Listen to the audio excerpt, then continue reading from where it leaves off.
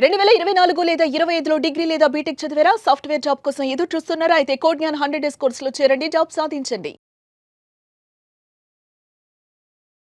సరే, చాలామంది అంటూ ఉంటారు, అంటే బెంచ్ మీద ఉన్నాను అని చెప్పి ఆ సమయంలో అసలు ఏం చేయాలి, ఎందుకు వాళ్ళు బెంచ్ మీద ఉండాల్సి వస్తుంది, దాని వెనక ఉన్నటువంటి అంటే కంపెనీకి ఉన్నటువంటి ప్రయోజనాలు ఏంటి, అసలు ఎందుకు అలా చేస్తారు?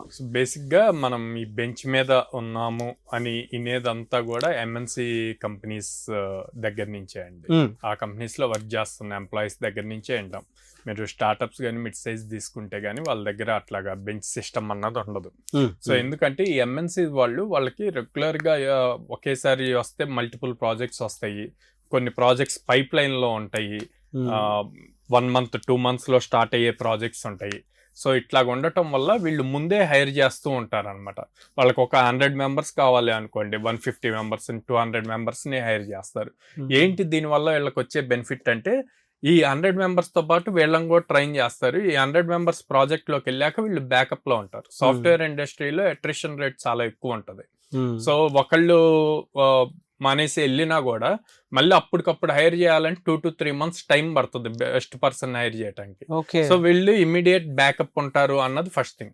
సెకండ్ థింగ్, ఎంఎన్సీస్కి ఒక కాంట్రాక్ట్ సైన్ చేశారు అంటే ఇమ్మీడియట్ గా స్టార్ట్ చేయాలి వర్కింగ్. ఓకే, వాళ్ళు ఒక క్లయింట్ దగ్గర ఒక ప్రాజెక్ట్ తెచ్చారు అంటే సైన్ అయిందంటే ఇమ్మీడియట్ వర్క్ చేయాలి. అలా వర్క్ చేయాలి అన్నప్పుడు మళ్ళీ టైం ఉండదు. సో అందుకని ఈ బ్యాకప్స్ ఉంటాయి అన్నమాట. వీళ్ళకి కంపెనీస్ ఏం థింక్ చేస్తాయి అంటే, వీళ్ళు బ్యాకప్ లో ఉంటారు, వీళ్ళని అప్ స్కిల్ కావాల్సిన టెక్నాలజీస్కి వచ్చే ప్రాజెక్ట్ ని బేస్ చేసి అప్ స్కిల్ చేస్తూ ఉందాము అన్న పాయింట్ లో వీళ్ళు ఉంటారు అనమాట. ఇది కంపెనీ సైడ్. ఓకే, అదే ఎంప్లాయీ సైడ్కి వస్తే, అరే నేను బెంచ్ మీద ఉన్నాను, చాలా టైం వేస్ట్ అవుతుంది, ఖాళీగా ఉంటున్నాను, నేను నేర్చుకున్న టెక్నాలజీ, నా దగ్గర ఉన్న టెక్నికల్ స్ట్రెంగ్త్ కూడా నేను లూజ్ అవుతున్నాను, కాన్ఫిడెన్స్ పోతుంది అన్న పాయింట్లో ఉంటారు. సో ఇట్లాంటి టైంలో వీళ్ళు ఏం చేయాలి అంటే, వీళ్ళు ఏదైతే కంపెనీలో ఉన్నారో ఆ కంపెనీలో ప్రాజెక్ట్స్ ఏం జరుగుతున్నాయి, ఆ ప్రాజెక్ట్స్లో ఏ టెక్నాలజీస్ వాడుతున్నారు అన్నది తెలుసుకోవటం ఈజీ అవుతుంది. ఆ టెక్నాలజీస్ని వీళ్ళు కూడా నేర్చుకొని వాళ్ళ మేనేజర్ దగ్గరికి వెళ్ళి, సార్ మన దాంట్లో ఇప్పుడు ఆల్రెడీ టీం అంతా ఉన్నారు, నేను బెంచ్లో ఉన్నాను, నేను ఇట్లా ఈ టెక్నాలజీస్ అప్ స్కిల్ అయ్యాను, ఈ ప్రాజెక్ట్స్ చేశాను అన్న షోకేస్ చేసి ఇంటర్నల్ ట్రాన్స్ఫర్ అడగాలి with in the company. So అది ఈజీ అవుతుంది. కానీ చాలా మంది ఏమంటారు అంటే, బెంచ్ మీద ఉన్నాము, నేను కంపెనీ షిఫ్ట్ అవ్వాలి, లేదా దీనికి రిజైన్ చేసి ట్రై చేసుకుందాం అంటారు. అసలు ఇప్పుడున్న జాబ్ మార్కెట్ కి రిజైనింగ్ అన్నది చాలా రాంగ్ కాన్సెప్ట్. ఓకే, అలాంటి డెసిషన్స్ తీసుకోవద్దు, ఉన్న దాంట్లోనే ఉండండి.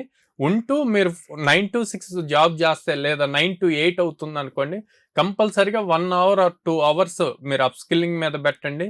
ఏ అయితే నెక్స్ట్ టెక్నాలజీస్ కావాలో మీకు జాబ్ వస్తుంది, దీని మీద అయితే ఈజీగా నేను ట్రాన్స్ఫర్ అవ్వగలను విత్ ఇన్ ద కంపెనీ వేరే టీమ్స్కి, అని బెంచ్ నుంచి ప్రొడక్షన్లోకి వెళ్ళగలను అని కాన్ఫిడెన్స్గా ఉంటారో ఆ టెక్నాలజీస్ మీద ఫోకస్ చేయండి. 1.5 months మీరు ప్రాపర్గా చేస్తే, ఆల్రెడీ కంపెనీలోనే ఉన్నారు కాబట్టి ఈజీగా స్కిల్ నేర్చుకుంటారు, ట్రాన్స్ఫర్ అవ్వగలుగుతారు. ఏదో అప్ స్కిల్ మీరు చేస్తారా సార్? యా చేస్తామండి.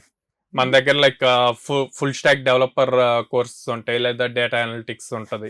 సో వీటి మీద మనం ఎవరైతే వర్కింగ్ వాళ్ళు ఉంటారో, లేదా మన దగ్గర ఆల్రెడీ పర్సూయింగ్ స్టూడెంట్స్ ఉంటారు, సో వీళ్ళందరి కోసం ఈవినింగ్ ఆన్లైన్ క్లాసెస్ ఉంటాయి, వాటిలో వాళ్ళు జాయిన్ అవ్వచ్చు అనమాట.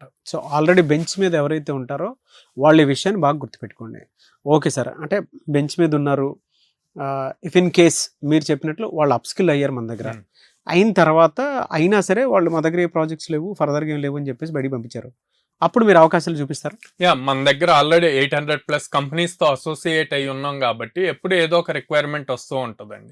సో ఫర్ షూర్ వాళ్ళకి ఆపర్చునిటీస్ ఇస్తాం అనమాట. ఓకే, ఆల్రెడీ వాళ్ళు ఒక దాంట్లో నుంచి అప్పుడే బయటకు వస్తున్నారు అనేటువంటి ఆలోచన ఉంటే ఇందులో మీరు కవర్ చేయడానికి అవకాశం ఉంది. అంత కాన్ఫిడెన్స్ ఇంట్లో వాళ్ళు కూడా భరోసా ఇస్తారు లేదు తెలియదు, కానీ సాయిరామ్ గారు మాత్రం మీకు ఆ భరోసా ఇచ్చారు. కాబట్టి దయచేసి మీరు బెంచ్ మీద ఉన్న, లేదు ఆల్రెడీ మీరు ఒక కంపెనీలో పనిచేస్తూ కూడా అప్ స్కిల్ అయ్యి ఇంకొంచెం శాలరీ పెంచుకుందామను, లేదంటే కొత్త ప్రాజెక్టుకి వెళ్దామను, కొత్త కంపెనీలోకి ఎంటర్ అవుదాం అనుకునేటువంటి వాళ్ళు ఏ చిన్న అవకాశం ఉన్నా సరే ఒక్కసారి మీరు కోడ్ జ్ఞాన్ విజిట్ చేయండి, మీకు క్లారిటీ వస్తుంది. ఎందుకంటే ఎవ్రీ మంత్ ఒక్కొక్క 20+ డ్రైవ్స్ని ఒక కోడ్ జ్ఞాన్ మాత్రం తెలుగు రాష్ట్రాల్లో ఎక్కడా లేని విధంగా ఇస్తూ ఉంది. కాబట్టి ఆల్రెడీ మీరు జాబ్లో ఉన్నా, ఆల్రెడీ మీరు చదువుతున్న ఫ్రెషర్స్ అయినా సరే మీ పేరెంట్స్తో కలిసి విజిట్ చేయండి, మీకు ప్రాపర్ క్లారిటీ వస్తుంది. ఎలా అయినా సరే మీకు అవకాశాలు అయితే సాఫ్ట్వేర్ వైపు ఒక కోడ్ జ్ఞాన్లోనే ఉన్నాయి. ఎనీవేస్ థ్యాంక్ యూ అండి, thank you so much Sairam. Thank you అండి.